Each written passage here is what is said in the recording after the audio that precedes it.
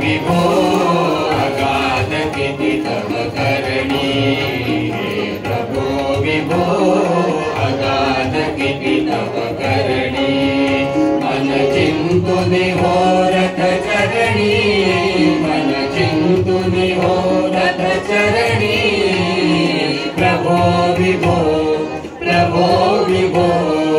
अगाध किती तव करणी प्रभो विभो अगाध किती तव करणी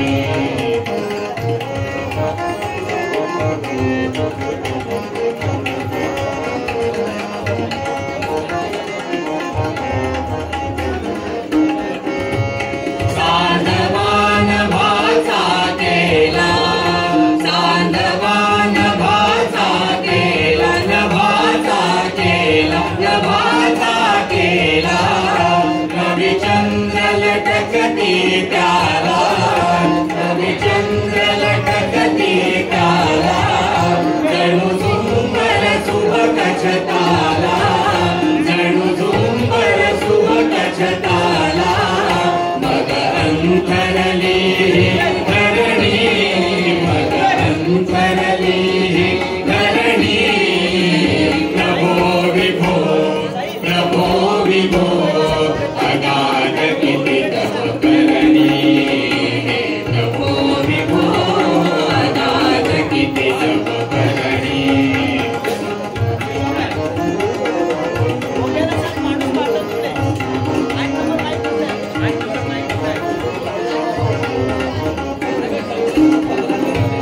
बाहुले मनुष्य गेली बाहुले मनुष्य गेली अनेक रूपे दिधली अनेक रूपे दिधली परिसूत्रे त्यांची सगळी परिसूत्रे त्यांची सगळी नाचविसे हाती धरुनी नाचविसे हाती धरुनी प्रभो विभो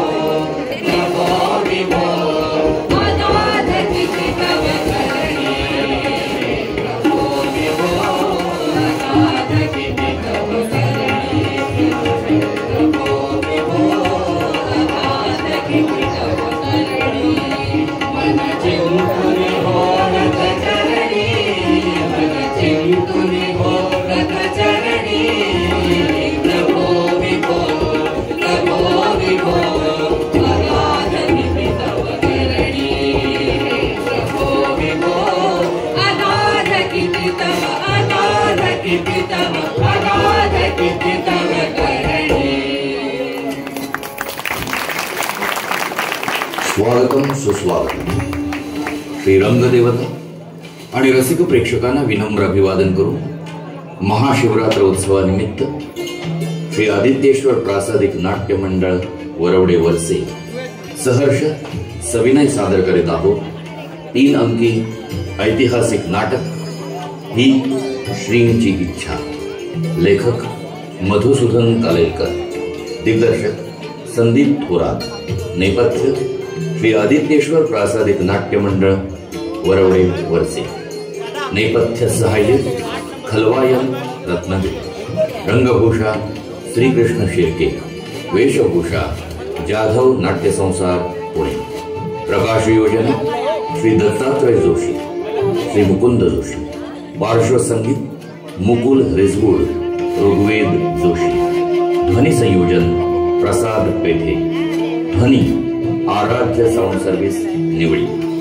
यातील भूमिका आणि कलावंत: रामशास्त्री नितीन जोशी, मल्हारराव रास्ते मनोहर जोशी, त्रिंबक मामा अरुण जोशी, नाना फडणवीस उमेश जोशी, सखाराम बापू योगेश जोशी, राघोबा दादा गणेश जोशी, गोपिकाबाई सौ देवयानी जोशी, आनंदीबाई सौ नीता जोशी, रमाबाई सौ अनघा पेठे, श्रीमंत माधवराव कुमार गिरीश जोशी. श्री रंगदेवता आणि रसिक प्रेक्षकांना विनम्र अभिवादन करून महाशिवरात्र उत्सवानिमित्त श्री आदित्येश्वर प्रासादिक नाट्य मंडळ वरवडे वरसे सहर्ष सविनय सादर करीत आहोत 3 अंकी ऐतिहासिक नाटक ही श्रींची इच्छा, ही श्रींची इच्छा, ही श्रींची इच्छा.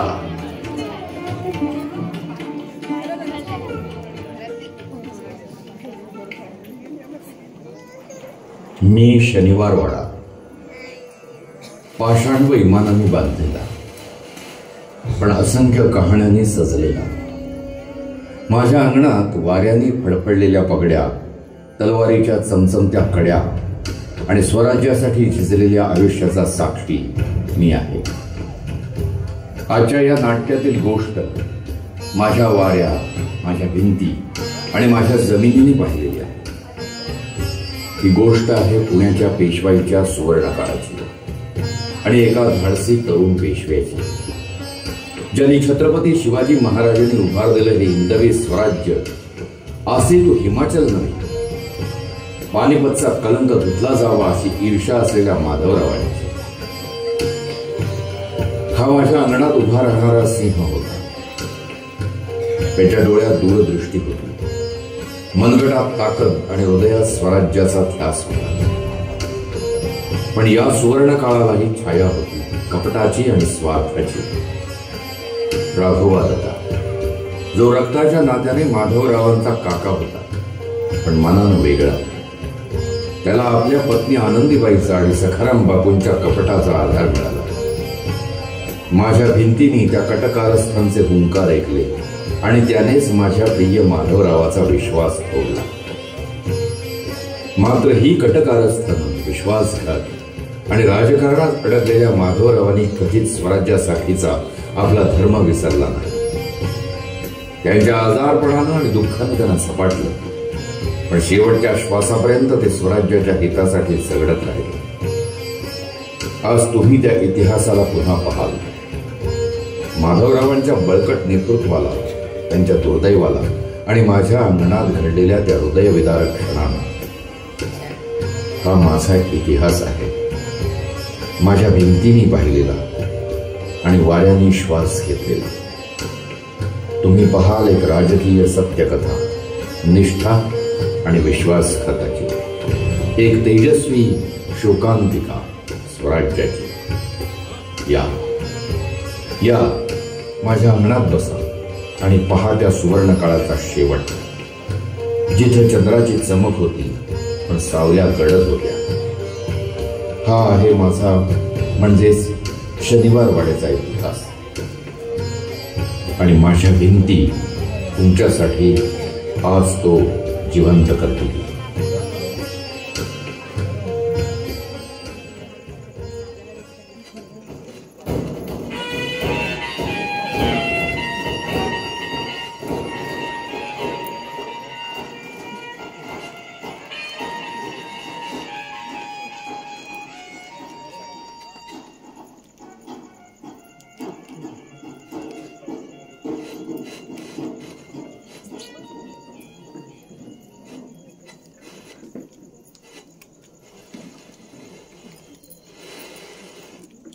प्रणाम करतो वैद्य साहेब.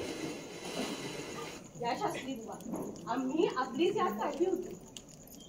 8 दिवस लोटले, श्रीमंतांकडून अजून काहीच खबर नाही. वैद्य साहेब, सध्या श्रीमंत थेवराच वास्तव्य करून आहेत.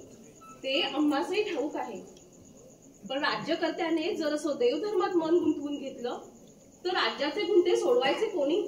खराय वैद्य साहेब, आम्ही देखील त्याच कारणे आपल्या भेटीसाठी आलो. श्रीमंतांचं राजकारणात लक्ष नाही, देवदेवतार्चन यांचंच त्यांचं मन व्यतीत होत आहे. आधारासाठी आम्ही पाहायचं कुणाकडे? आपला मतलब घरी आला, तीच खंत आमचाही जीव पोखरते. दादासाहेब आणि बापू यांचा पांगुळ गाडा घेऊन श्रीमंत चालले, स्वधर्म विसरून देवधर्माच्या मागे लागले. शास्त्री बुवा, आपण वडीलधारी, निस्पृह आहात, स्पष्ट वक्ते आहात. आपण श्रीमंतांना थोडी समज दिलीत तर? आपली आज्ञा असेल तर श्रीमंतांची गैरमर्जी पत्करूनही आम्ही हे कटू कर्तव्य करायला तयार आहोत. रियासतीच्या कल्याणासाठी, राजकर्त्याला कारभाराची ओढ काढण्यासाठी. आमचा हाच विश्वास होता आपले ठाई. प्रणाम करतो वैद्य साहेब.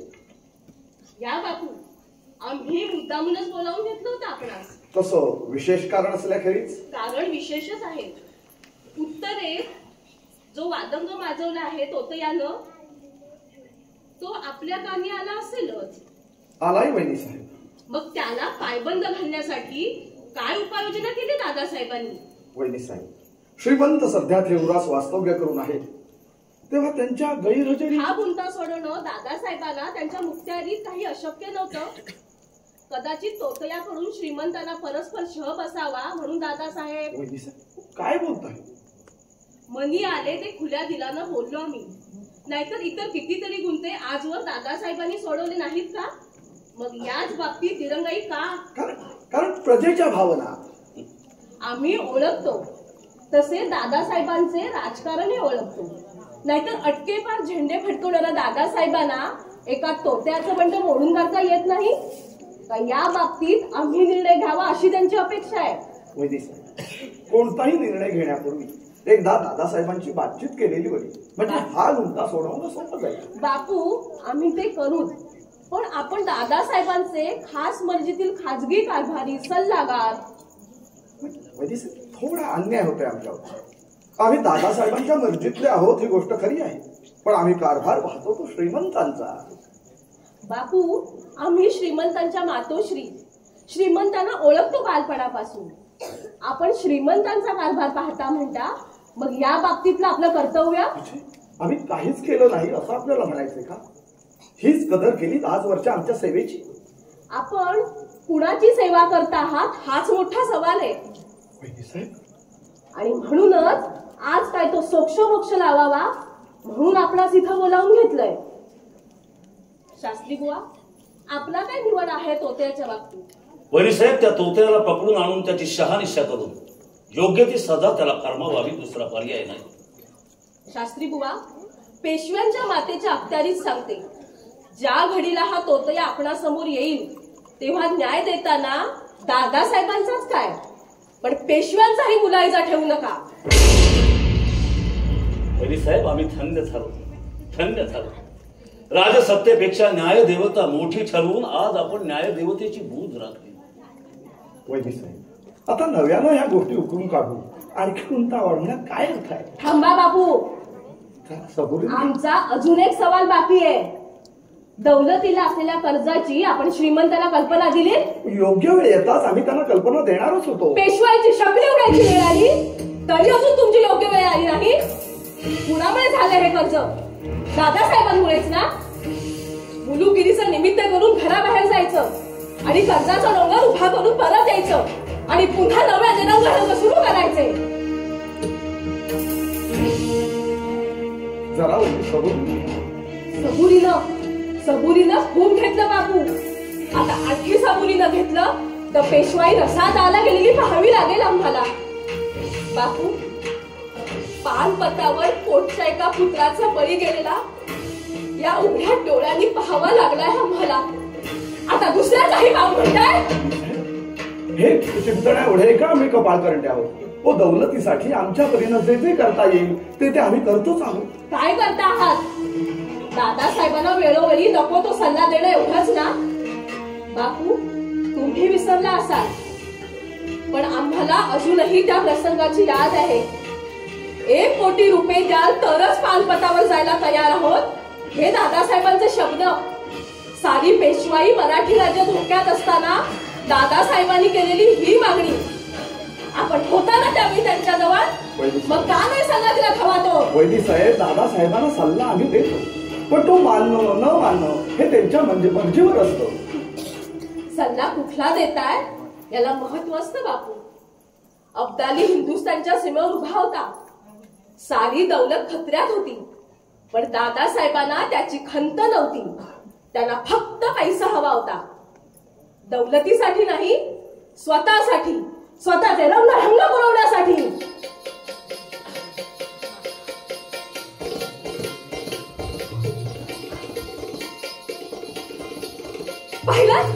पाहिलं शास्त्री बुवा, पेशव्यांच्या मुल्ल्या सुरल्या इज्जतीची घुंगरं पायात बांधून नाचवत आहे दादासाहेब.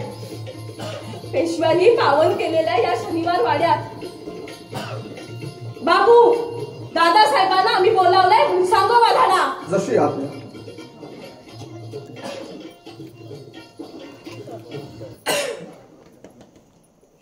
राज्याचे भोग असतात शास्त्री बुवा. श्रीमंतांचं राज्यकारभारात लक्ष नाही आणि दादासाहेबांना रंगढंगाशिवाय काही सुचत नाही. व सल्ला देणारी बापूंसारखी धूर्त आप मतलबी माणसं. वहिनी साहेब आमची जागा न्यायालयाला. राजकारणातले 5 पेच आम्हाला उमगत नाही. कळतो तो फक्त न्याय.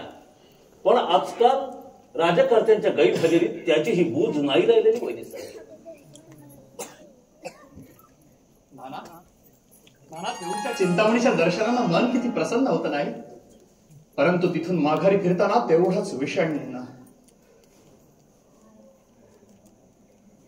नाना आजचा दिवस मोठा भाग्याचा. हेऊरच्या श्री चिंतामणीच्या दर्शनानंतर वाड्यात येताच प्रथम दर्शन झालं ते आईसाहेबांचं आणि शास्त्री बुवांचं. मातोश्री अक्षवंत वा. श्रीमंत भाग्य आमचं, आपल्या सेवकाचं. काही काळानंतर का होईना पण आम्हाला आपलं दर्शन घडलं. शास्त्री बुवा असं वाकड्यात बोलू नका, सरळ काय ते पुसा. श्रीमंत, आपण आम्हाला या न्यायदानाच्या व्यवस्थेतून मुक्त करावं अशी विनंती करायला आलोय. शास्त्री बुवा, शास्त्री बुवा आपणच असं छत्र काढून घ्यायचं ठरवलं तर नुकत्याच उभ्या राहणाऱ्या पेशवाईला आधार तो कुणाचा? श्री गजाननाचा. आणि म्हणूनच आम्ही मनोमनी हा निर्णय घेतलाय की उरलेलं आयुष्य गंगा किनारी ईश्वर चिंतनात व्यतीत करावं.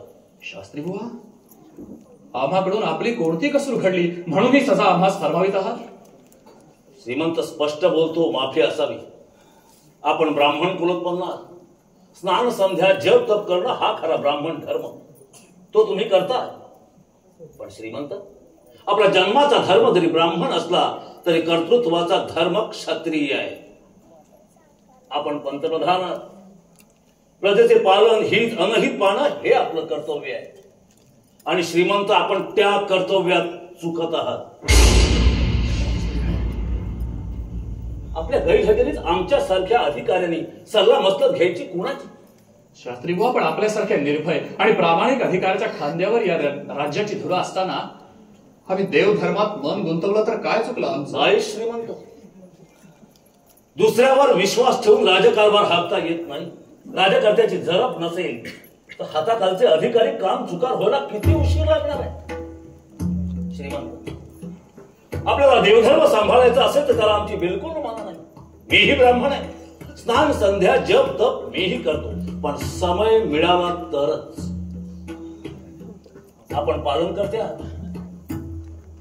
आपण फक्त देवधर्म सांभाळत राहिला तर तमाम देवतांचं देवळांचं या ब्लेंचापासून संरक्षण कोणी करायचं? हिंदू देवतांची चाललेली विटंबना थांबवायची असेल तर एका हातात तलवारी घेऊन जिहादाच्या गर्जना करत हे यवन आपला देश लुटतात आणि त्याला पायबंद घालायचा असेल तर श्रीमंत, त्याच्याच मूर्खात जाऊन त्याला जरब द्यायला हवी. त्याशिवाय यवनांची मूर्ती भंजकता थांबवता येणार नाही. आणि हे आपल्या हातून घडलं तर तोच खरा अभिषेक, तेच अनुष्ठान आणि तोच महारुद्र ठरेल.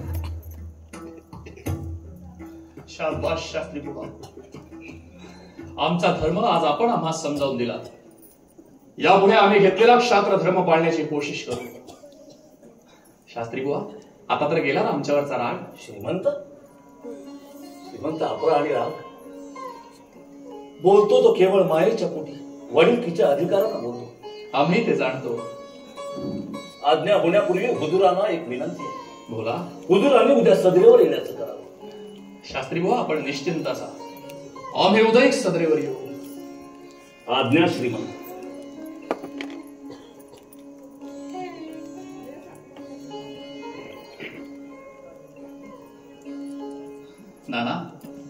नाना रामशास्त्र्यांसारखी निस्पृह आणि स्पष्ट बोलणारी माणसं ज्या राज्यात आहे त्या राज्याला कळीकाराचाही भय नाही. निजाम हैदराची काय मातब्बरी. श्रीमंत, निजाम हैदराची मातब्बरी पेशवाईनं कधीच बाळगली नाही. पण बाहेरच्या या शत्रूंपेक्षा घरातल्या शत्रूंचाच पेशवाईला जास्त धोका आहे. अगदी बरोबर बोललात नाना. तुम्ही आमच्या वंची बाहेर छेडली. आम्ही रावसाहेबांना हेच सांगणार होतो. रावसाहेबांच्या देवघुळेपणाचा फायदा घेऊन दादासाहेब वाटते ते करत आहेत. कपट कारस्थान तर. कपट कारस्थान? आईसाहेब, कसली कपट कारस्थान? ती यथावकाश आम्ही आपल्या कानी घालू. पण तूर्त भाऊसाहेबांच्या तोत्याला पुढं करून तुम्हाला शह देण्याचं कारण काय? भाऊसाहेबांच्या तोतयाचा आम्हा शह नाही आईसाहेब. ते खरोखरीच भाऊसाहेब असतील तर त्यांना पेशवाईची ही वस्त्र देऊन त्यांची आजन्म सेवा करण्यातच धन्यता मानू आम्ही. ते आम्हीही जाणतो, पण तुम्ही समजता तेवढे दादासाहेब सीधे नाहीत. तुमचा काटा काढून पेशवेपद स्वतःकडे घेण्याची चाल चालताहेत ते बापूंच्या मदतीनं. नाही आईसाहेब, काकांना आम्ही ओळखतो. ते असं कधीच चिंतणार नाही. त्यांचं मन गंगाजळासारखं आहे. श्रीमंत, गंगाजळाला स्वतःचा रंग नसतो. जो रंग त्यात मिसळतो तो रंग धारण करतं गंगाजळ. दादासाहेबांना स्वतःचं मत नाही. त्यांना आपलं हित कुठलं अनहित कुठलं कुठून समजणार. नाना, तुमचा रोख आमच्या ध्यानी आला. काका कधी कधी असं का वागतात याचं कोडं आम्हास अजून उलगडलं नाही. मनाला न पटणार हे वैर आम्ही पत्करावं तरी कसं आणि का म्हणून? कोण म्हणतं वैर पत्करा, पण आपण पेशवे आहात हे विसरू नका. आईसाहेब, आम्ही पेशवे असलो तरी काका आम्हापरीस मोठे, वडिलांच्या जागी. आपण पंतप्रधान आहात. ज्याच्या मस्तकावर राज्याचा शिरपेच असतो त्याच्या समोर सारेच जण लहान असतात. काकाच काय, त्याची जन्मदात्री आई सुद्धा. आईसाहेब, रावसाहेब, तुम्ही समर्थ पेशवे व्हावे, तुमचा दरारा वाढावा म्हणून कपाईच्या कुंकवाला गेलेला तडा, पानपतावर पोटच्या पुत्राचा गेलेला बळी, हे सारं विसरून आम्ही जगतो आहोत केवळ एका आशेवर. पानपतावरला पराभव धुवून निघावा आणि तुमच्या वडिलांचं हिंदू पदपायदशाहीचं अपुरं राहिलेलं स्वप्न तुम्ही पूर्ण करावं. श्रीमंत श्रीमंत नाही आईसाहेब, आम्ही श्रीमंत रावसाहेब असलो तरी आपल्या समोर नाही. आपल्या समोर आणि श्री गजाननासमोर आम्ही माधवच आहोत. आईसाहेब, पेशवे पदाची अकाली पोक्तपणा देणाऱ्या राज्याच्या जबाबदारीची ही झूल तुमच्या समोर सुद्धा नाही का उतरवता येणार आम्हास? एक साधा माणूस, संसारी म्हणून कधीच आम्हास जगता येणार नाही का? नाही. हा शाप आहे राज्यकर्त्याच्या सिंहासनाला, त्याच्या मस्तकावरल्या शिरपेचाला. श्रीमंत, वैनी साहेब मुखी सत्य तेच बोलल्या. आमच्याही काही घरगुतीपणाच्या गोष्टी आल्या. नाना, तो मनस्ताप चुकवण्यासाठीच आम्ही देवधर्मात मन गुंतवून घेतलं होतं. पेशव्यांच्या मुखी हे शब्द शोभत नाहीत. रामशास्त्री काय म्हणाले याचा विसर पडला एवढ्यातच. शास्त्र धर्म विसरून तुम्हाला चालणार नाही. त्यासाठी दादासाहेबांशी मुकाबला करायची वेळ आली तर तुम्हाला तो करावाच लागेल. आईसाहेब, काकांशी मुकाबला? ज्यांच्या कडे खांद्यावर लहानाचे मोठे झालो, ज्यांच्या हाताच्या आधारे बालपणी पावलं टाकायला शिकलो, त्यांच्याशी मुकाबला? नाही आईसाहेब, हे होणार नाही. ठीक आहे नाना, उदय आमची कुठल्याही तीर्थक्षेत्री जायची तयारी करा. आईसाहेब, संपली आमची सहनशक्ती. आईसाहेब, आम्ही त्यांना पायबंद घालण्याचा यत्न करू तर ते आम्हावर मात केल्याशिवाय राहणार नाहीत. चुकतोय तुमचा अंदाज. सारे सरदार या गादीशी बेईमान होणार नाहीत. शिवाय नानांसारखा पुढची जाण नसलेला हुशार कारभारी, रामशास्त्रींसारखा न्यायाधीश तुमच्या सेवेशी आहेत. आणखी एक राहिलं. आईसाहेब, आपले आशीर्वाद. ते सदैव तुमच्या पाठीशी आहेत. नाना, सर्व सरदार मानकरांना उदयी भरणाऱ्या दरबाराची खबर द्या. दादासाहेब आणि सखाराम बापू यांना सुद्धा यात कसलीही कुचराई होता कामा नाहीये. जशी आज्ञा श्रीमंत. बरेच फैसले उदयित करून घ्यायचे आम्हास. श्रीमंत, भाऊसाहेबांच्या तोत्याचा प्रश्नही लवकरात लवकर धसाच लावायला हवा. नाना, ताबडतोब त्या तोत्याला पकडून आमच्या समोर हजर करण्याचा हुकूम द्या. जशी आज्ञा.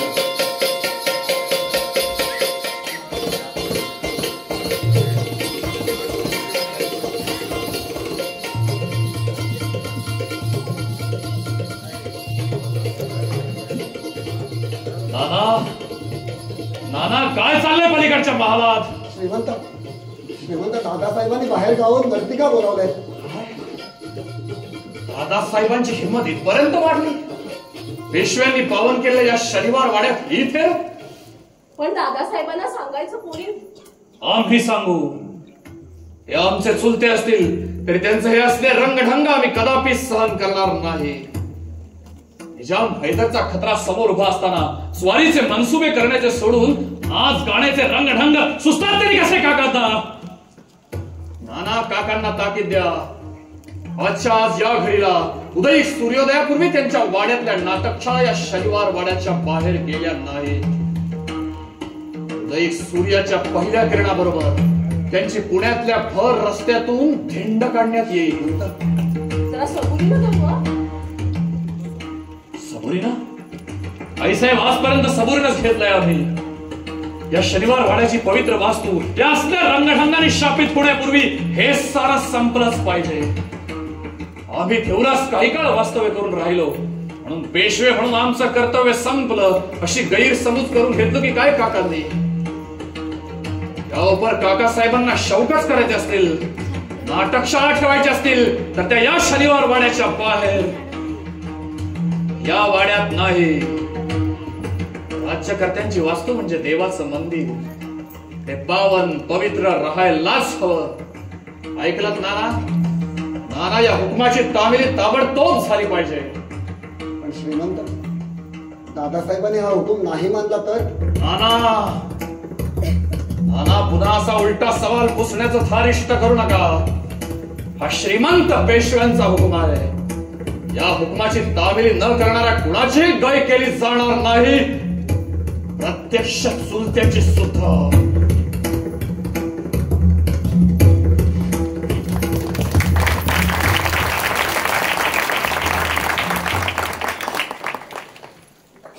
नाना, सुनबाईला म्हणावं आज दृष्ट काढून टाक माधवाची. आज आम्हाला भरवसा आला. माधव खरा खुरा पेशवा भासला आज. एका समर्थ पेशव्याचा समर्थ पुत्र.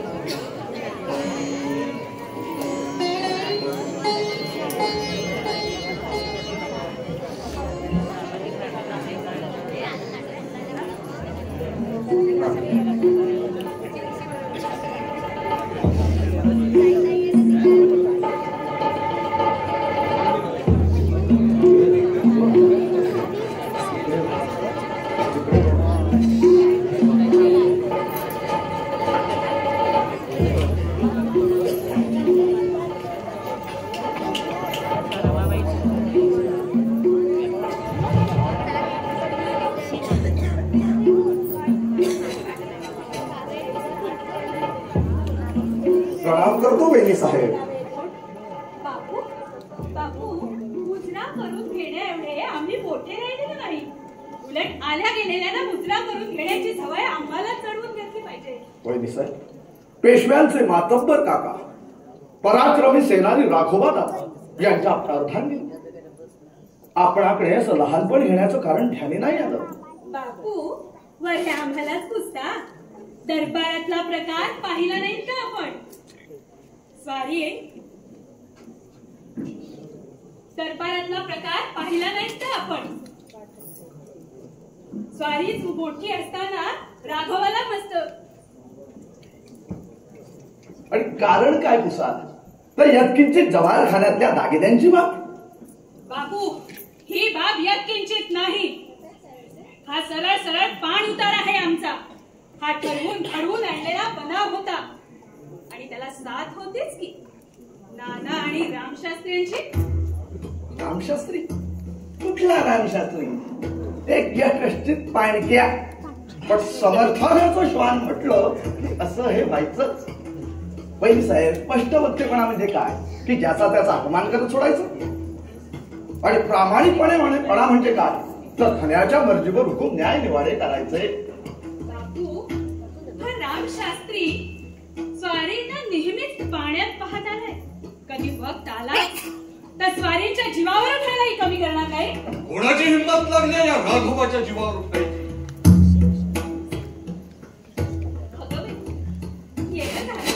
गाडी सरकारने अजून आमच्या सवालाचा जबाब नाही दिला. दादासाहेब कसला सवाल आणि कसला जबाब? रामशास्त्र्याबद्दल बोलणं चालू होतं.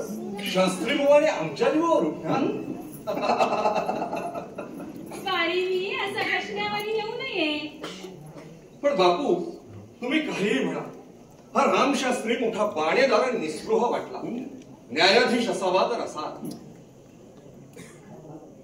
घ्या बापू, स्वारींना सारी दुनिया भोळा साम म्हणते ते काही उगीच नाही.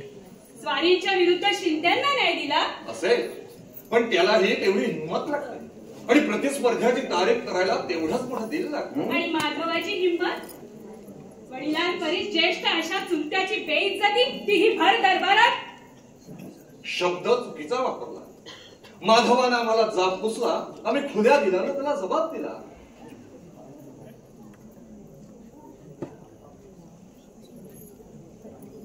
कट्यारीला किंथाप लावली ना तरी ओरखडे हे उठायचेच हो. आनंदी, माधव अजून लहान आहे का? त्याला पोच नाही. दरबारातल्या माधवाच्या वर्तनाला आम्हालाही राग आला होता. माधव बोलत नव्हता. माधवाच्या मुखातून गोपिकाबाई साहेब बोलत होत्या. त्यांनी पढवल्याप्रमाणे सारं काही चालू होतं. आणि बहिणी साहेबांचा आमच्याविषयी दिल साफ नाही आम्हाला ठाऊक आहे. पण माधवानं केलं हे शिस्तीसाठी केलं. माझा त्याच्यावर पूर्ण विश्वास आहे. मग बसा त्याला उरी कवटाळून. एकूण आपलाही राग आहे म्हणायचा माधवावर. आणखी कुणाचा आहे? आमच्या बापूंचा. दादासाहेब, पहिलं वहिनी साहेब, शेवटी रक्त हे एक व्हायचं. आम्ही इमान राखून आहोत दादासाहेबांनी. बापू, मी सहज थट्टा केली. आनंदी, वहिनी साहेब काहीही मनसुबे रचो, परंतु माधवाचं आमच्यावर प्रेम आहे आम्ही मनोमनी जाणतो. त्याचं प्रत्यंतर काल दरबारात पाहायला मिळालं हो. तेच पुन्हा पुन्हा उगाळीत राहायची बायकांची खोड काही जायची. माधव आमच्यासाठी जीव पणाला लावेल हे आम्ही उगीच नाही सांगत. कर्नाटकच्या लढाईत तो अनुभव घेतलाय. फार काळ लोटला नाही. निजामाची फौज आमच्या फौजेला भिडली. खलगोर लढाईला तोंड फुटलं. लढता लढता नवाबाच्या फौजेनं मोठा लगट केला लढाईचा. फौजेचा मोड होऊन आमच्या फौजेनं पळ काढला.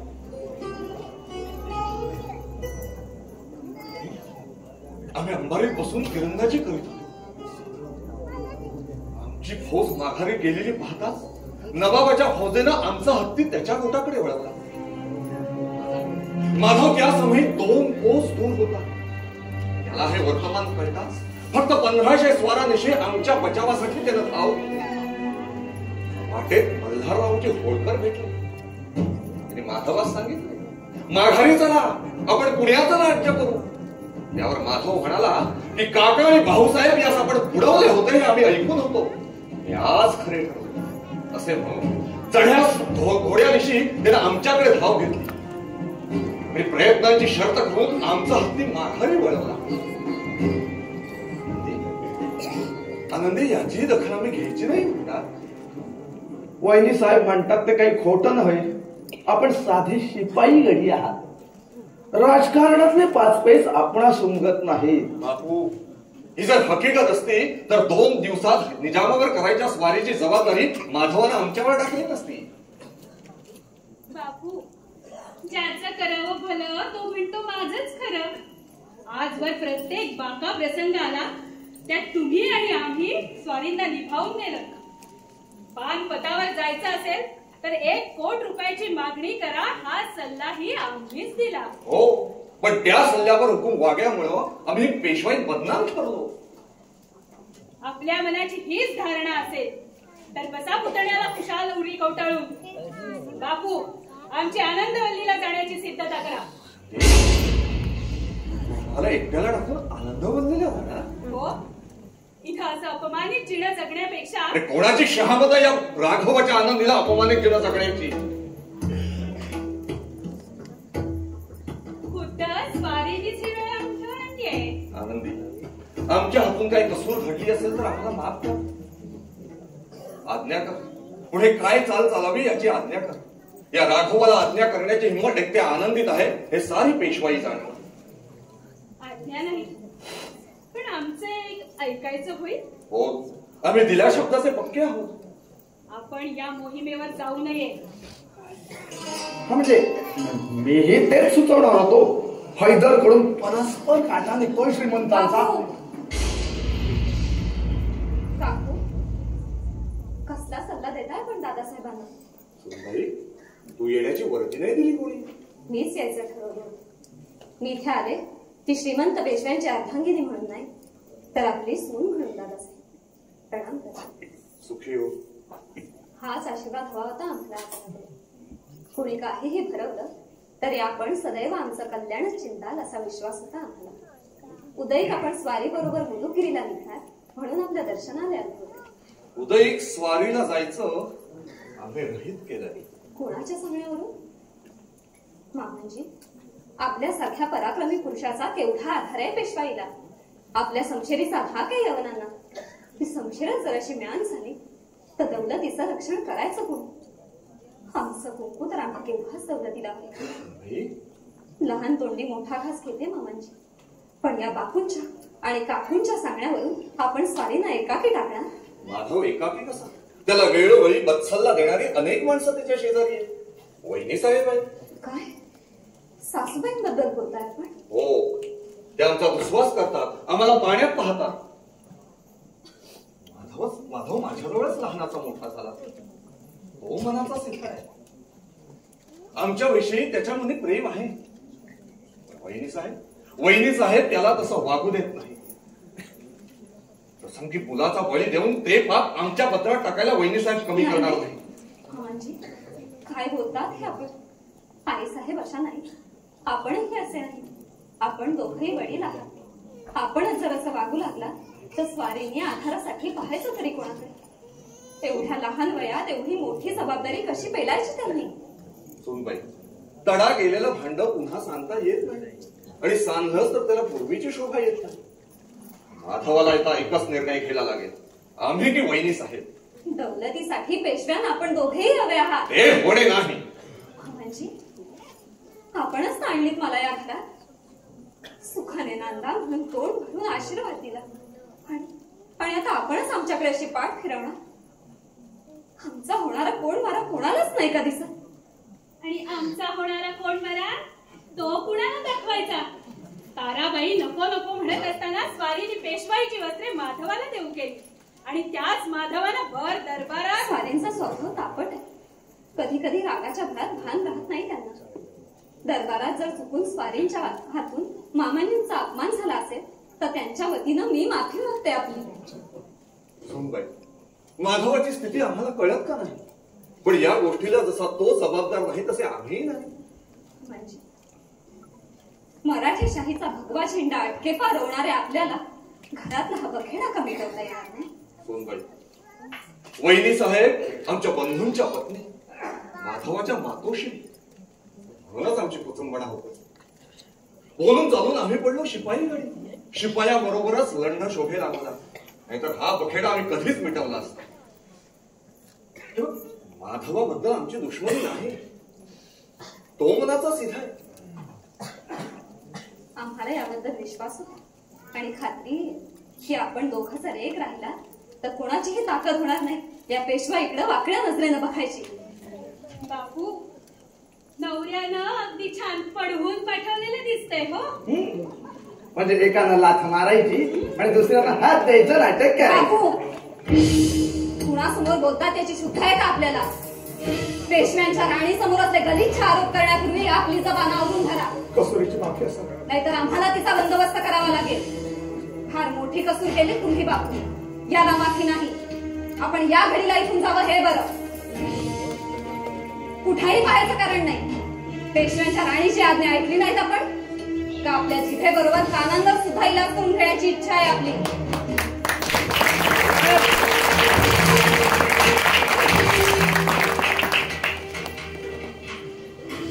क्षमा करा मामाजी, पेशव्यांची राणी म्हणून आम्हाला आपल्या महाली अशी भाषा वापरावी लागली. पण आता भीक मागते. तुमची सून म्हणून, ही पेशवाई अभंग राहावी म्हणून. मामांची, या घराची सून म्हणून येण्यापूर्वी आपणच माझ्या वडिलांना सांगितलं होतं ना, रमा माझी मुलगी, तिची काळजी करू नका. उंबरठ्यावरील माप उठून आम्ही या वाड्यात प्रवेश केला त्यावेळी आपणच आमच्या मस्तकावरून हात फिरवला होता. आज त्या मायेलाही आम्ही पारखे झालो. मामांजी, सांगा, आपण जाणार ना उद्या स्वारी बरोबर मुलुखीला? हे वचन घेतल्याखेरीज आम्ही इथून जाणार नाही. आपणच यांना लहानाचं मोठं केलं, माया लावली आणि आपणच त्यांना आता एकटं टाकणार. मामांजी, पेशवाईला आपण दोघेही हवे आहोत. दौलतीसाठी हवं तर आम्ही पदर बसवतो आपल्या समोर. उठ सुनबाई, पेशव्यांच्या राणीला, या राघवाच्या सुनेला असं आम्ही चुकू देणार नाही. माधवाला सांग, आम्ही उदयिक स्वारीवर यायला तयार आहोत. मामांजी, आज वडील होऊन लेकीची लाज राखली. आम्हाला आज्ञा असेल.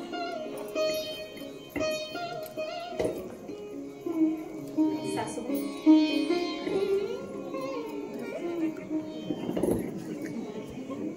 राम सुनबाई, आनंदी, पेशव्यांच्या सुनेला असं कुंकू न लावताच परत पाठवणार आहे. सुवासिनीच्या साध्या कर्तव्याचीही भूल पडली तुला.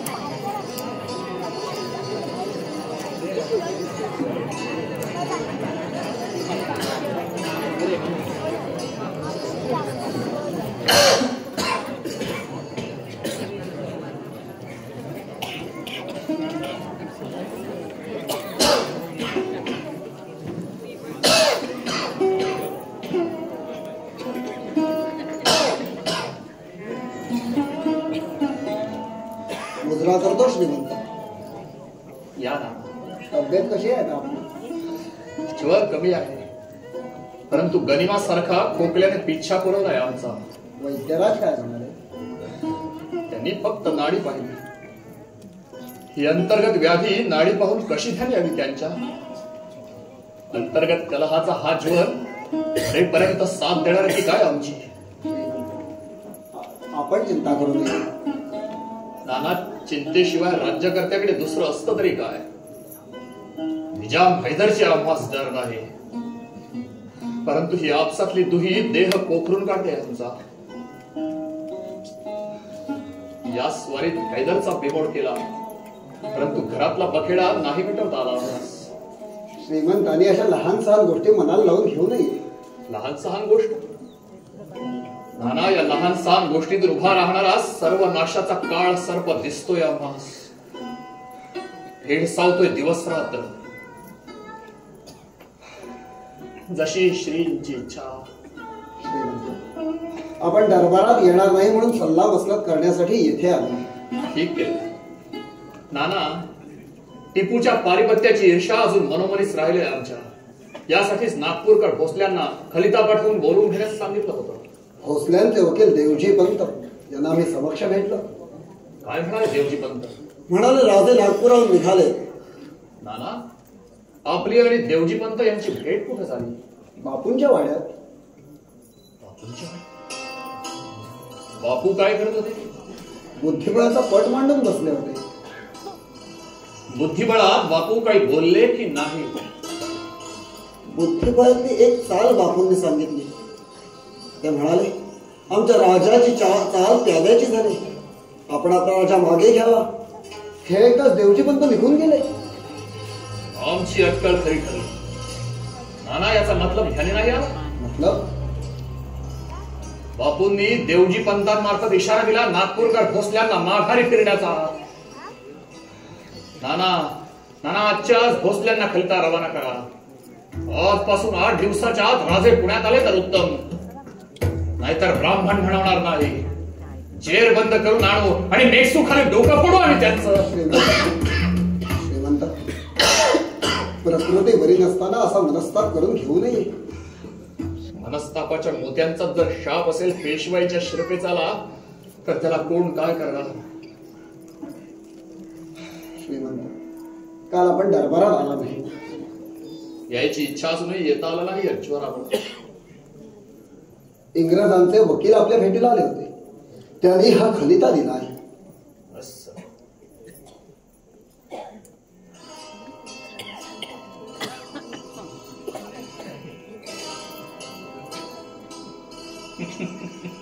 श्रीमंत, काही विशेष काय नाही.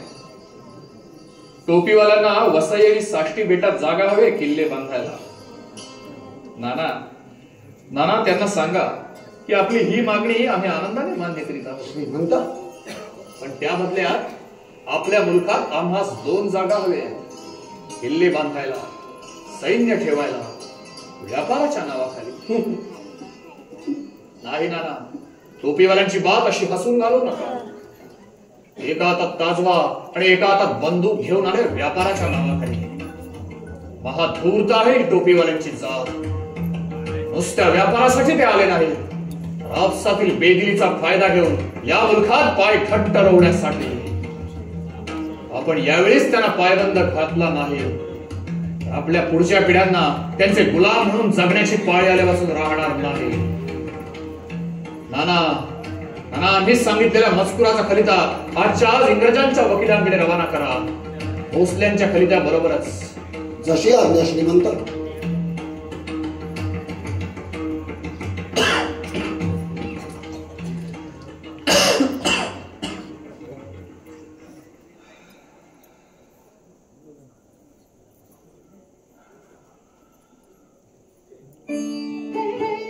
महाली एकदम प्रकाश पडला.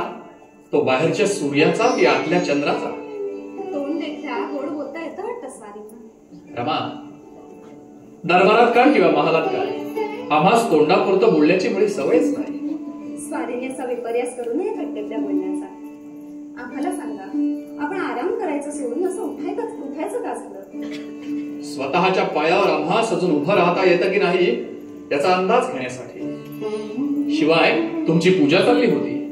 आपण आज जल्दी आराम पडावा म्हणून एकादशी गेली आज. सगळं काही करायचं ते दुसऱ्यासाठी, स्वतःसाठी काही करायचं नाही किंवा मागायचंही नाही. आम्ही बायका जन्माला येताना एकच गोष्ट मागून घेतो, मनाजोगता पती. रमा, त्या पतीकडे सुद्धा आजवर आपण काही मागितलं नाही. न मागताच आपण सारं काही दिलंय आम्हाला. काय दिलंय रमा? फक्त गळ्यातल्या सौभाग्य चिन्हाशिवाय. आमची अर्धांगिनी म्हणून येतास बालपण रुसून गेलं. शैशव दूर जाऊन उभं राहिलं आणि तू अकाली प्रौढ झालीस हे जबाबदारीचं ओझं वाहता वाहता. ओझं काय? आणि जरी असलंच तरी आम्हाला अभिमान वाटेल त्या आयुष्यभर वाहण्याचं. साऱ्या दुनियेनं हेवा करावा असं भाग्य लाभलंय आम्हाला. आम्ही ज्याला भाऊ मानतो त्या चंद्रावर सुद्धा डाग आहे. पण तिळ मात्र ही डाग नसलेल्या निष्कलंक आणि चारित्र्यवान पुरुषाची मी अर्धांगिनी याकडेच भाग्य देते. बाई बोलायच्या नादात तीर्थरेचं राहूनच गेलं नाही.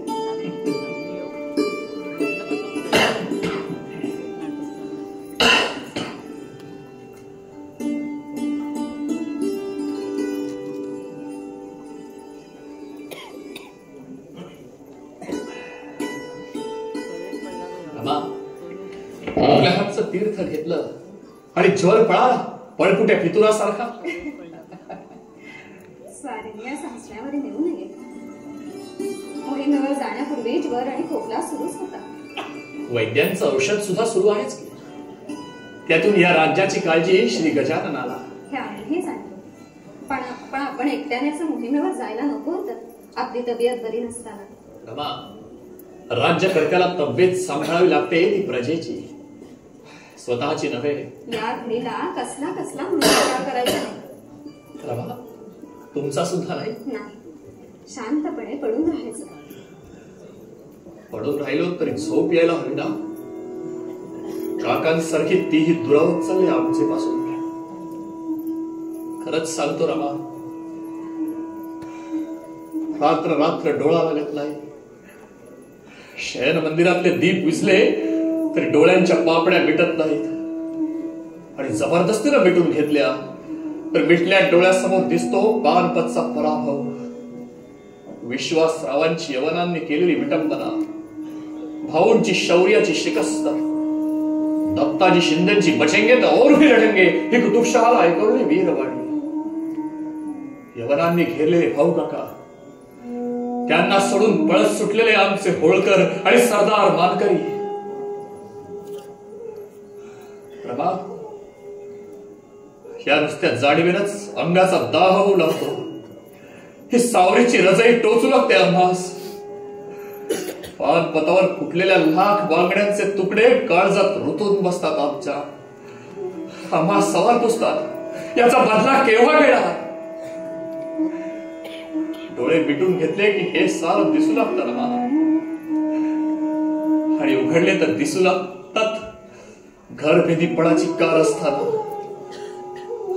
काकांचा रोष, बापूंचं राजकारण, सरदारातला आत्मतलबीपणा.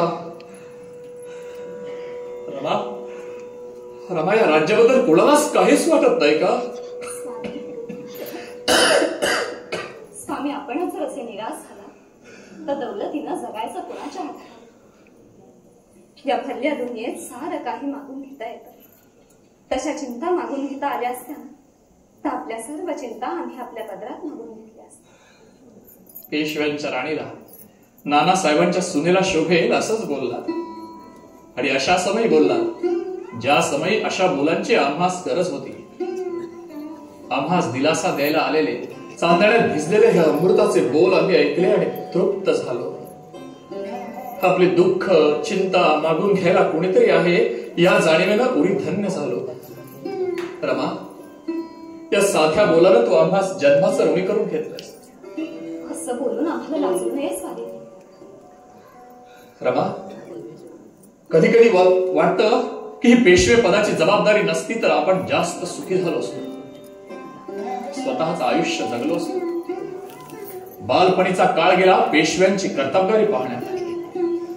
शैशव सरलं पानपतच्या पराभवात. तारुण्याच्या उंबरठ्याला ठेच लागली तीही न पेलू शकणाऱ्या पेशवे पदाच्या जबाबदारीची.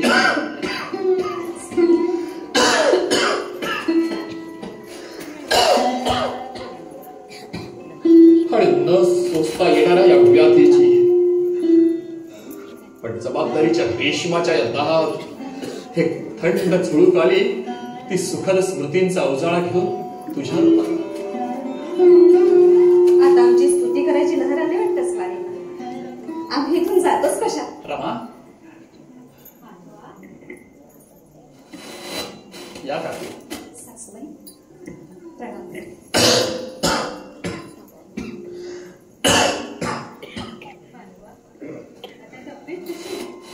ज्वर कमी आहे पण खोकला पाठ सोडत नाही आमची. आपली तब्येत बरी नाही याची खबर पूर्वीच मिळाली होती. खरं म्हणजे यापूर्वीच येणार आपल्याला भेटायला नाही, पण पुढचं तोंड घेऊन आपल्या समोर यावं याचीच काळजी पडली होती. काकू, काका आम्हास न सांगता गेले यात आपला काय दोष? पण शनिवार वाड्यात प्रत्येकाला असंच वाटतं की यात आमचाच दोष आहे म्हणून. पण आम्ही तसं मानित नाही. पण इतरांचं जाऊ दे, पण जाऊबाई आपल्या मातोश्री त्या आम्हा संगे दोन शब्द बोलायलाही तयार नाही. पण काकू, जाऊ दे माधवा, आमचंच नशीब धड नाही, त्याला तुम्ही तरी काय करणार? काकू, काका जाऊन जाऊन जाणार आहे कुठं? येतील परत. आम्हाला नाही असं वाटत. का म्हणून? शनिवार वाड्यात पुन्हा आश्रित म्हणून पाऊल टाकणार नाही असं बजावून जाताना. बापू आहे बरोबर? हो, गंगोबा तात्या, पुरंदरे. बस बस, सारा बनाव आमच्या ध्यानी आला. हलक्या कुळातले लोक परवडले, पण हलक्या कानाचे लोक नको. आम्ही काकांना काय देव केलं नाही, त्यांची प्रत्येक हौस पुरवली. आम्हाला अजून कळत नाही काकांना आणखी हवंय तरी काय. काकू, पेशवे पदाच्या वस्त्रांसाठीच जर काकांचा हा अट्टहास असेल, शत्रूशी हात मिळवणी करून पेशवाईची शक्ल उडवण्याची इच्छा असेल, तर या क्षणी ही वस्त्र आम्ही काकांना द्यायला तयार आहोत. आपल्या चरणात शपथ काकू. खरंच काकू, काकांना घेऊ द्या ही वस्त्र, म्हणजे या वस्त्रांमुळे होणारा आमच्या अंगाचा दाह तरी थांबेल. काकू, आमचा तुमच्यावर राग नाही, काकांवरही नाही, कोणावरच नाही. असलाच तर तो आम्हास पेशवे कुळात जन्माला घालणाऱ्या दैवगतीवर आहे. माधवा, तुमचा आमच्यावर खरंच रोष नाही? नाही काकू. काकू, आमचे काका म्हणजे एक विलक्षण कुळ आहेत नियतीने घातलेला. काकांचा आमच्यावरती लोभ आहे, आई साहेबांवरील राग त्या आमच्यावर, त्या दौलतीवर काढीत आहेत. आम्हाला हे तसंच वाटतं. काकू, आपण जाणत असाल मामांची कुठं आहेत, तर आपल्या समवेत आम्ही देखील येऊ. शत्रूशी हात मिळवणी करण्या अगोदर त्यांना इथं घेऊन येऊ असा विश्वास आहे आम्हाला. आम्हासही आहे. आई साहेबांनी काकांबद्दल का गैरसमज करून घेतला हे आम्हास अजून कळत नाही. आम्हास ठाऊक आहे काका लहरी आहेत, हलक्या कानाचे आहेत, पण तरी देखील ते एक साधे शिपाईवरी आहेत. राजकारणातले पेचपास त्यांना उमगत नाहीत. त्यांचे कान फुंकणारी, त्यांचं मन कलुषित करणारी माणसं त्यांच्यापासून दूर केली तर काकांसारखा पुरुषोत्तम उभ्या भारत वर्षात सापडणार नाही. एरवी काका कसेही वागूत, काहीही बोलत, पण आम्हा साधी शिंका आली तरी काका कासावीस होतात. आम्हाला आठवत आहे, आम्ही त्यावेळी लहान होतो, 4-5 वर्षांचे. अंग ज्वरानं कसं फुलून निघालं होतं आमचं. काका आम्हास अंगावर घेऊन फिरत फिरत झोपवण्याचा यत्न करीत होते. किती प्रहर लोटले कुणास ठाऊक.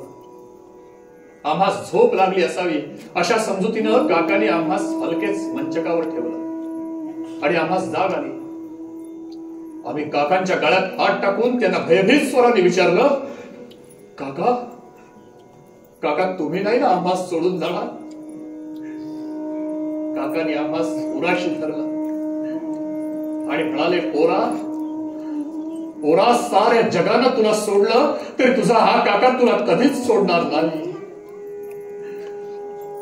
काकू, तो स्पर्श, तो विद्ध स्वर आम्ही कधीच विसरू शकणार नाही. नानासाहेब गेले, भाऊ काका गेले, विश्वासदादा गेला, तरी सुद्धा काकांचा आधार वाटतो तो यामुळं. श्रीमंत मामा, घात झाला श्रीमंत. काय झालं मामा? खुद्द दादासाहेब मोगलाच्या मदतीने पुण्यावर चालून येत आहे.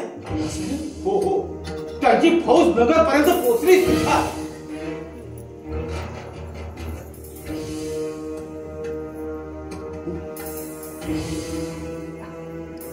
श्रीमंतांनी असं चिंतातूर होण्याचं कारण नाही. आम्हाला आज्ञा द्यावी, जमेल तेव्हा फौज पाठा घेऊन आम्ही दादासाहेबांना चालून जातो आणि त्यांना परतवून लावतो. खात्री असावी. बाबा, आपल्या शौर्यावर आमचा विश्वास आहे. हे शौर्य आप्त स्वकीयांबरोबर लढताना खर्ची पडणार आहे याचाच विषाद वाटतो आम्हाला. मामा, आपसातली ही यादवी थांबवायला हवी. आम्ही निर्णय घेतला आहे.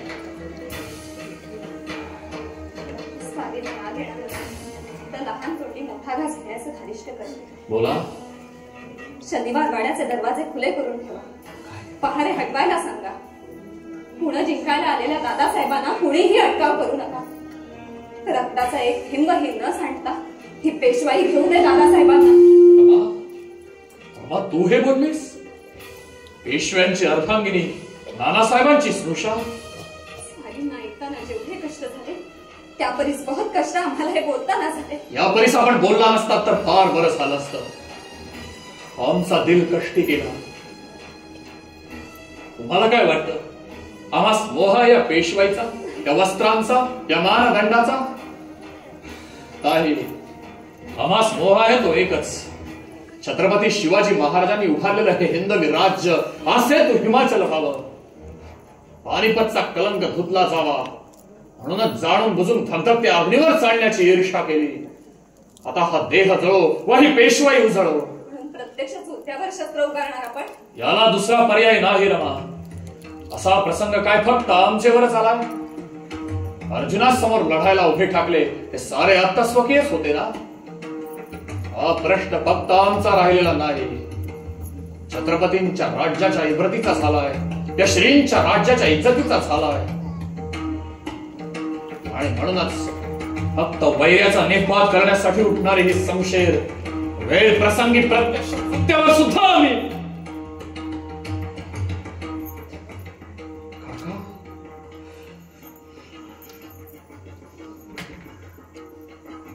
ज्यांच्या अंगा खांद्यावर लहानाचे मोठे झालो, ज्यांच्या हाताच्या आधारे बालपणी पावलं टाकायला शिकलो, त्यांच्यावरच संशय उगारण्याची नौबत आमच्यावर यावी हे पेशवाईचं दुर्दैव. नाही, दादासाहेब आमचे चुलते असतील तरी सुद्धा ते या घडीला हिंदू पदपातशाहीचे वैरी आहेत. आपण सांगा वैरी साहेब, परक्यांच्या मदतीनं नाथांचं पैठण लुटणाऱ्या दादासाहेबांचं आम्ही काय स्वागत करायचं? सुवासिनी त्यांना काय आरती ओवाळायच्या? बाबा, काकांनी पैठण लुटलं? हो. नाथांचं पैठण? हो हो. यवनांच्या मदतीनं? नाही नाही विश्वास बसत आमचा. पण श्रीमंत, ही हकीकत खरी आहे.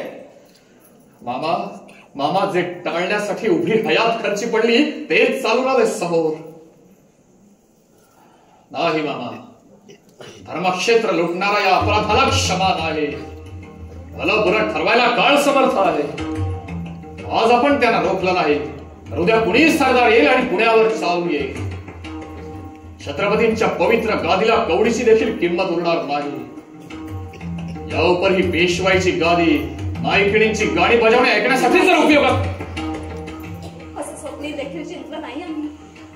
बालबुद्धीनं काही बोललोस तर ते मनी लावून घेऊ नये. आपल्या मनाचा मतलब आम्ही जाणतो. आपण व्यर्थ कष्टी होऊ नये. मामा, आपल्या फौजेला तयार राहण्याचा हुकूम द्या. होळकर, शिंदे साऱ्या सरदारांना आपापल्या फौजेसह येऊन मिळण्याचा हुकूम द्या. आम्ही स्वतः मोहिमेवर येणार आहोत.